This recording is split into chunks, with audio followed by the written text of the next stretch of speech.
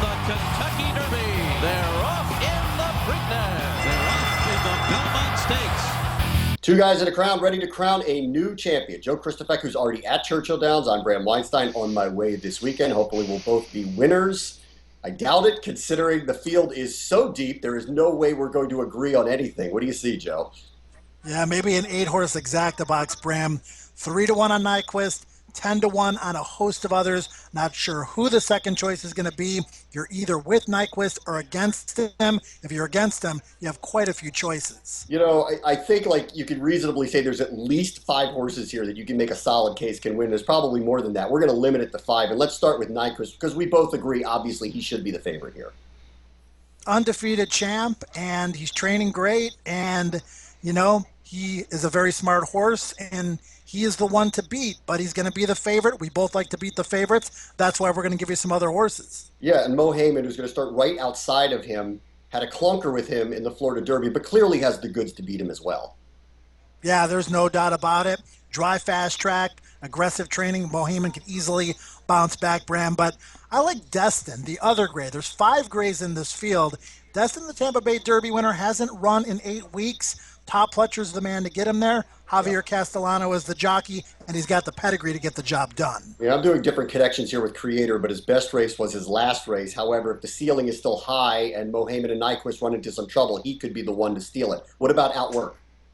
Yeah, well, Outwork is Destin's stablemate. He lost to him in the Tampa Bay Derby, but came back and won the Wood Memorial last time out. Doesn't get enough credit for that race.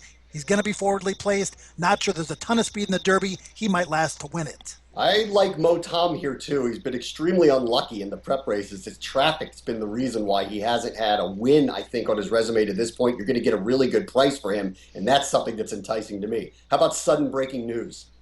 Yeah, well, Motom and Suddenbreakingnews are going to be buddies in the back of the pack, and we'll see which one gets a better trip. You mentioned Creator. I think Suddenbreakingnews is actually the best horse coming out of Hot Springs. 1.25 mile pedigree, and he will be finishing fast. I don't know how you win 2 major prep races and stay under the radar, but that's what's happened with Gunrunner. You're going to get a price with him. He is a player here in all of this, and right now I'm leaning that way, partially because of the price and partially because I just want to go against the public. I don't understand why he's not getting more support out there. I said we'd only have 5. I'll give you a 6th. Who do you got?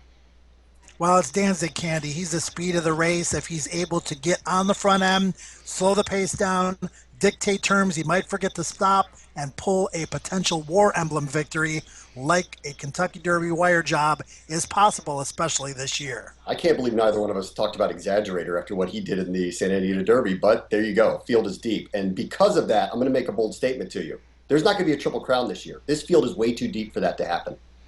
And the Preakness is going to be deep. You've got Stradivari waiting. You've got several horses that didn't make the Derby. The Belmont is 1.5 miles just 5 weeks from now. Triple Crown is tough. That's why it's done so infrequently. Seriously doubt it'll happen this year. All right, let's start with the greatest spectacle in American sport. It is the Kentucky Derby, and of course the broadcast can be seen this Saturday on NBC. And if you're in Louisville, find Joe, find me. We'll be walking around, mint julep in hand, and hopefully some winning tickets too. 2 guys in a crown.